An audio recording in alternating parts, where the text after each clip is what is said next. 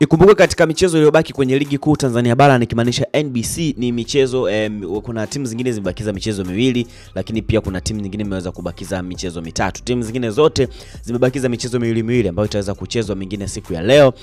Lakini pia Simba na Yanga wao wamebakiza michezo mitatu kwa sababu leo watakuwa na mchezo mwingine wa pili kama Yanga atakuwa anacheza na Prison and then atakuja kucheza na Dodoma Jiji. Lakini pia Simba atacheza na Ken Gold siku ya leo, lakini pia atakuja kucheza na Kagera Sugar. Lakini pia mechi ya tatu nyingine atakuja kukutana na Yanga. Papo na Yanga pia mechi ya mwisho ya tatu atakuja kukutana na Simba. Sasa wakati kocha mkuu wa Tanzania Prison Ahmad Josia akisema kwa muda waliofanya mazoezi vijana wake wameonyesha ari na morali kubwa, hivyo bana siku ya leo matarajio yao ni kuweza kuendeleza matokeo mazuri. Lakini pia kocha wa Yanga Milod Hamdi pia na yeye ameweza kusema kwamba wako tayari na fiti kwa ajili ya mechi hii ambayo lakini ikigusia kidogo kuhusiana na dabi ya Kariakoo. Tanzania Prison pia inaweza kutarajiwa kuwa mwenyeji wa Yanga ambao ni siku ya leo pale mjini Mbeya katika mechi ya ligi kuu bara, ukiwa ni mchezo wa 28 kwa Yanga ili hali ni mchezo wa 29 kwa Tanzania Prison, lakini mzunguko ukiwa ni mkubwa kwa pande zote ambazo kila mmoja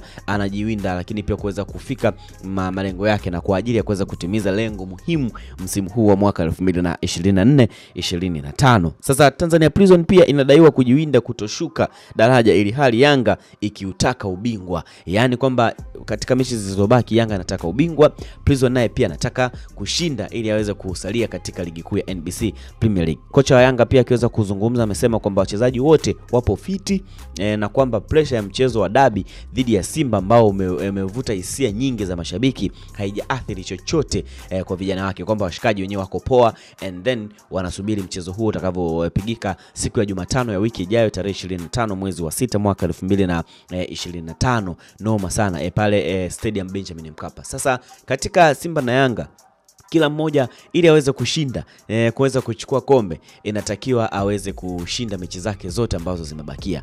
And then Simba endapo atashinda mechi zake zote tatu zilizobaki and then Yanga akapoteza hata mchezo mmoja tu, bana Simba ataweza kuchukua ubingwa. Lakini pia bana Yanga akiweza kucheza michezo yake yote akashinda, alafu Simba akaja kucheza michezo yake yote akashindwa hata mmoja au akadraw mchezo mmoja, basi itasababisha wao kuweza kuchukua ubingwa bana Dar es Salaam Young Africans. Ndio maana mtego ni mkubwa sana, kila mmoja anaweza kupambana ili aweze kucheza mechi zake zote zilizobaki aweze kushinda, kwa sababu kombe ni muhimu na kila mmoja anahitaji kuwa bingwa wa mwaka 2024-25. Drop comment yako hapo kwenye Sawasawa Digital kwa sababu updates zote unazipata hapa kwa wakati, ila kule kwenye Instagram, Facebook pamoja na X tunatumia kama Sawasawa Digital. Ile ukienda pale YouTube andika tu Sawasawa utatuona pale, and then subscribe channel yetu uwe wa kwanza kupata notification zote. Ciao.